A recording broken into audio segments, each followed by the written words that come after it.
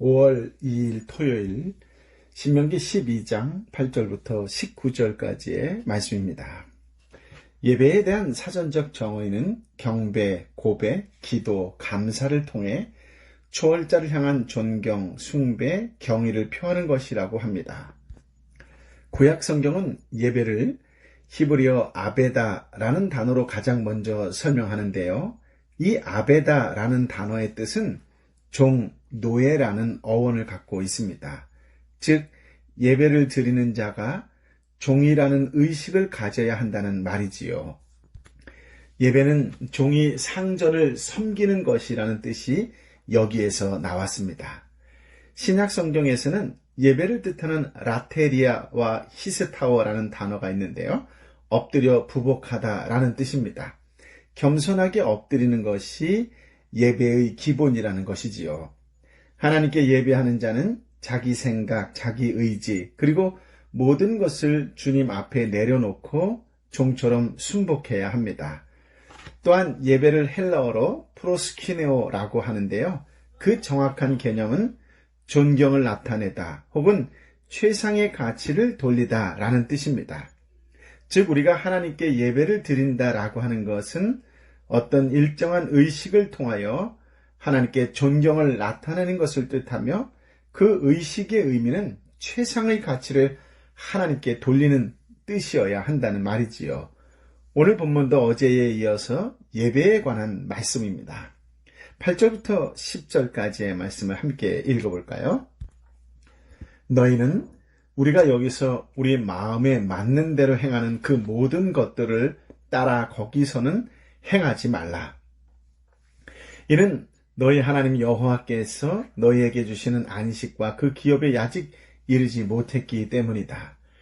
그러나 너희는 요단강을 건너 너희 하나님 여호와께서 너희에게 기업으로 주시는 그 땅에 정착할 것이니 그분이 너희 주변의 모든 원수들로부터 너희에게 안식을 주셔서 너희를 안전히 살게 하실 것이다. 광야 기간 동안 이스라엘은 하나님께서 주신 예배에 관한 규례를 가지고 있었음에도 광야 생활이라는 특성상 스스로 판단 기준이 되어서 옳다고 여기는 대로 예배를 했습니다. 하나님은 어찌 보면 그것을 눈감아 주셨습니다. 그러나 가나안 안에 들어가서는 그렇게 해서는 안 된다는 것이지요. 당시 가나안 사람들의 자기 신에 대한 예배 행위는 각기 자기 소견대로였습니다. 예를 들어 나무나 돌 혹은 금속으로 신상을 만들어 놓고 그것에 절하는 것이 옳다. 짐승을 죽여 그 피를 마시는 것이 옳은 예배다. 신상 앞에서 선정적이고 광적인 춤을 추는 것이 옳다라는 등으로 행했다고 하는 것이죠. 그러나 하나님은 그처럼 행하지 말라라고 분명하게 선을 그으셨습니다.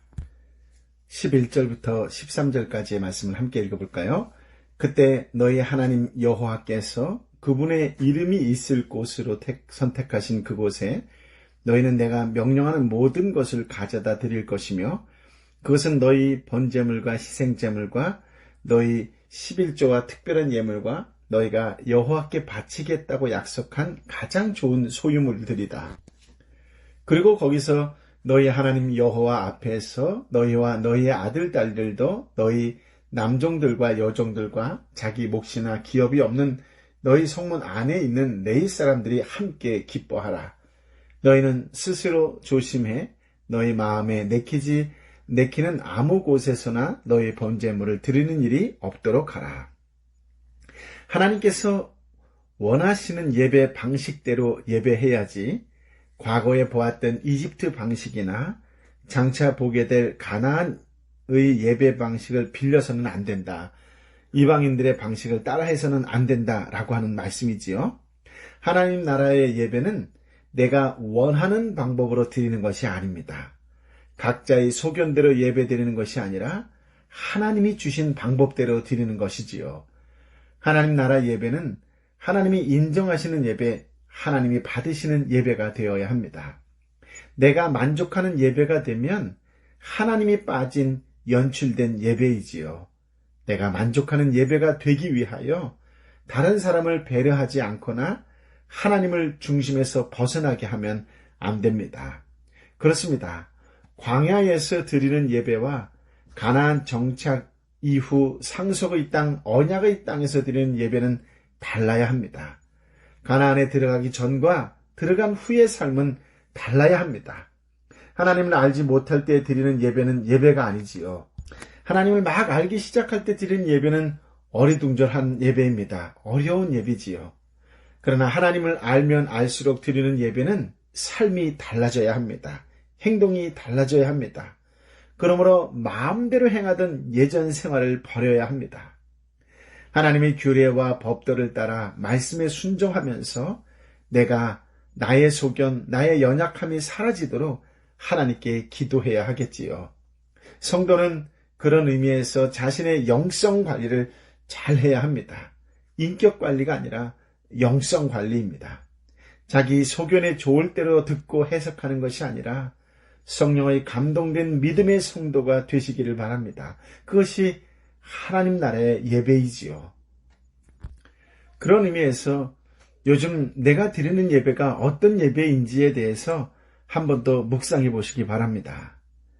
예수님으로 인해 정말 달라진 신앙생활을 하고 있는지, 아니면 여전히 내 고집대로 내 소견대로 판단하고 결정하는 예배를 드리고 있는지에 대해서 다시 한번 묵상하는 것을 통하여 하나님께서 기뻐하시는 예배를 드릴 수 있는 믿음의 사람이 되시기를 예수님의 이름으로 축복합니다. 아멘. 14절 15절 말씀인데요. 여호와께서 너희 지파들에게 선택해 주신 한 곳에서만 드려야 할 것이니 거기서 내가 너희에게 명령하는 것을 지키도록 하라. 그러나 너희는 너희 하나님 여호와께서 너희에게 주시는 복에 따라 노루든 사슴이든 가리지 말고 너희 짐승들을 너희 성안 어디서든 잡고 너희가 원하는 만큼 고기를 먹을 수 있다. 부정한 사람이나 정결한 사람이나 다 먹을 수 있다. 너와 나가 아니라 우리라는 마음으로 드리는 예배에 대해서 말씀하고 계십니다. 온 가족이 함께 드리는 예배, 그렇게 드려야 한다라고 하는 것이지요. 가족뿐 아니라 종들도 함께 참여하는 예배가 되어야 합니다. 또한 하나님은 레위인과도 함께 예배 드리라고 하셨지요. 여기서 깊게 생각해야 할 것은 12절의 성전의 희생제물 제사가 되었든 15절의 잔치 예배가 되었든 핵심은 함께 드리라고 하는 것입니다. 연약한 자를 업신여기지 말라는 것이지요. 사람을 업신여기는 예배, 그 예배를 드려서는 결코 안 됩니다. 흔한 말로 사람 위에 사람 없고 사람 밑에 사람 없다 그러잖아요. 돈이 많으면 얼마나 많고 배우면 얼마나 배웠길래 하나님께 드리는 예배마저도 공동체 의식을 잃어버리고 우월감, 우월의식을 가지고 예배를 드린다면 하나님께서 기뻐 받으시는 예배는 아닐 것입니다. 하나님 나라의 예배는 천국 잔치와 같은 예배이지요. 사랑, 즐거움이 있고 우리 모두에게 있는 예배여야 합니다. 이것을 방해하는 모든 것은 하나님께서 기뻐하시지 않습니다. 하나님 나라의 예배는 너만 알고 드리는 예배가 아니라 우리가 함께 하나님께 드리는 예배이지요. 온 가족이, 가난한 자들이, 약한 자들이, 아픈 자들이 함께 드리는 예배가 되어야 합니다. 인간의 냄새가 나고 고집만 향내 나는 예배가 되지 말고 진정 그리스도의 향기, 아름다운 향기, 향기로운 냄새가 나야 합니다. 그런 의미에서 서로 돌볼 줄 알고 배려할 줄 아는 예배가 되어야 될 줄 믿습니다. 하나님은 우리가 즐거운 마음으로 예배 드리기를 원하십니다. 우리가 속한 예배가 온 가족이, 가난한 자들이, 약한 자들이 함께 드리는 예배, 우리가 함께 예배 드릴 때에 우리의 예배가 향기로운 제사가 될 줄 믿습니다. 그 예배의 주인공이 저와 여러분이 되시기를 예수님의 이름으로 축복합니다. 18절, 19절 말씀을 함께 읽어볼까요? 대신에 너희는 너희 아들, 딸들과 너희 남종들과 여종들과 너희 성 안에 있는 너희 사람들과 함께 너희 하나님 여호와께서 선택하신 곳으로 가서 너희 하나님 여호와 앞에서 그것을 먹고 너희 손에 있는 모든 것을 두고 너희 하나님 여호와 앞에서 기뻐해야 한다. 너희는 그 땅에서 사는 동안 너희 사람들을 무시하는 일이 없도록 조심하라. 함께 나누고 먹는 예배입니다. 예배에 관한 규례는 짐승을 잡거나 예배를 드리고 난 후에 제물을 집에 가져가서 혼자 먹거나 다른 곳으로 가져가지 말고 예배 드린 곳에서 가족과 종과 레위인과 함께 즐겁게 나누어 먹으라는 것이지요. 그런 의미에서 예배는 나누어 먹는 것입니다. 사랑을 나누어 먹어야 합니다. 은혜를 나누어 먹어야 하지요. 감사를 나누어 먹고 음식을 나누어 먹어야 합니다. 하나님 나라의 예배는 하나님 안에서 같이 교제하며 드리는 예배이지요. 독불장군 예배가 아니라 약한 사람, 가난한 사람, 힘든 사람, 처음 예배에 참석한 사람들과도 깊은 교제가 이루어져야 한다는 뜻입니다. 코로나19로 사회적 거리를 두고 살아야 하는 현 시점에서 이상하게 들리는 질문이겠지만 함께 그리고 다른 사람들과 나누며 예배를 드리고 믿음의 생활을 하고 있는지 한 번쯤 스스로의 예배 형태를 되돌아보았으면 좋겠습니다. 그렇습니다. 예배는 하나님이 약속하신 축복의 통로입니다. 하나님 나라의 예배를 드림으로 하나님이 받으시는 예배, 기쁨이 있는 예배가 되기를 우리 주님 예수 그리스도로 축복합니다. 이집트의 예배와 가나안의 예배, 즉 우상 숭배자들이나 미신론자들의 예배는 모든 것이 자기 중심입니다. 그들은 자기들이 두려워하는 대상, 신비로운 장소나 물건, 조상들이나 어떤 영웅 혹은 그와 관련된 것들, 사람을 숙연하게 만들고 경건하게 만드는 대상, 심지어 별별 희한한 것들을 예배의 대상으로 삼았습니다. 또 예배드리는 방법과 장소도 다양했습니다. 높고 낮은 산에서, 나무나 바위 밑에서, 바다에서, 강에서 등등에서 드렸습니다. 한마디로 어떤 면에서 그들의 예배는 좀 쉽고 편했지요.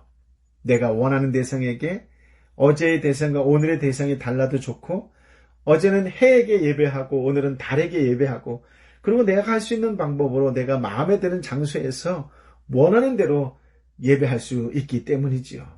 그러나 하나님의 백성이 드리는 예배는 달라야 합니다. 아무 데서나 예배해서는 안 됩니다. 하나님 여호와께서 택하신 곳, 하나님이 거하실 곳, 하나님 여호와께서 택하실 그곳에서만 예배드려야 합니다. 예배 방법이 달라야 합니다. 우상 숭배자들이 하는 방식으로 짐승을 죽이고 부정한 것을 드리고 너무나 인간적이고 쾌락적인 예배가 돼서는 안 되겠지요. 그리고 예배를 드리는 사람이 그 예배로 인하여 즐거워해야 합니다. 가족들도 종들도 나그네들도 레위인도 모든 사람들이 함께 즐거워하는 예배가 참 예배입니다. 진정한 예배는 예배를 받으시는 하나님의 방식으로 예배하는 것이지요. 그렇습니다. 여러분은 하나님의 방식으로 예배를 드리고 있습니까? 아니면 우상 숭배자들처럼 자기 방식, 자기 뜻, 자기 편리대로, 자기 편한 대로 예배 드리고 있습니까? 사실 예배가 하나님 중심이 아니라 드리는 사람이 중심이 된다면 그 예배는 타락한 것이지요. 세상적이고 인간적인 욕심을 포기하지 않고 그대로 드리는 예배는 하나님께서 미워하셨던 가나안의 예배에 지나지 않습니다. 하나님께서 진노하셔서 완전히 없애라고 했던 그 예배를 반복하는 어리석음에 지나지 않습니다. 그러한 예배를 드리면 드릴수록 자신과 가정과 그 사회를 망가지게 할 것입니다. 그러나 진정한 예배는 살리는 생명의 예배이고 바꾸는 변화의 예배입니다. 예배는 하나님의 생명, 신령한 생명을 공급받는 시간이기 때문이지요. 또한 진정한 예배는 예배자를 바꾸고 세상을 바꿉니다. 변화의 원천이신 하나님을 만나면 누구든 변화가 되어 있기 때문이지요. 그렇습니다. 바르고 참된 예배자로 서는 것이 인생을 성공적으로 사는 길입니다. 여러분은 성공적인 인생을 살고 싶습니까? 그렇다면 성공적인 예배자가 되십시오. 참되고 바른 예배를 통하여 여러분과 여러분의 환경을 바꾸시는 하나님의 역사를 경험하시기를 예수님의 이름으로 축복합니다. 아멘. 아버지 하나님, 참으로 귀한 말씀, 생명의 말씀을 우리에게 허락하여 주셔서 감사합니다. 하나님, 오늘 주신 말씀에 따라 예배에 대하여 다시 한번 깊은 묵상하기를 원합니다. 혹시나 내 소견대로, 내 생각대로, 내 뜻대로 드렸던 예배는 아니었는지요. 예수님을 영접했음에도 불구하고 내 마음대로 드리려고 했던 예전 버릇이 툭툭 튀어나오지는 않았는지요. 다시금 결단하고 결심하오니 주님께서 주신 말씀에 순종하는 예배, 그런 삶을 살게 하여 주옵소서. 예수님으로 인해 정말로 달라진 신앙생활, 하나님의 뜻에 순종하는 신앙생활, 믿음의 생활을 하길 원합니다. 하나님, 주님께서 말씀하시기를 함께 드리는 예배를 드리라고 하셨는데, 하나님, 온 가족이 예배 드릴 수 있는 은혜를 허락하여 주옵소서. 특별히 내 사랑하는 형제와 자매 가운데에 가족 중에 홀로 믿는 자들이 있습니다. 저들의 기도를 들어주옵시고 온 가족이 함께 손에 손을 잡고 교회당에 나와 예배드리는 감격을 허락하여 주옵소서. 응답하여 주옵소서. 가난한 자들과 약한 자들과 함께 드리는 예배가 되게 하여 주시고 이 땅의 교회의 진정한 주인공이 가난하고 연약한 자라는 것을 하나님 다시 한번 깨우치고 깨닫게 하셨사오니 그러한 교회를 꿈꾸고 그러한 교회가 되게 하여 주옵소서.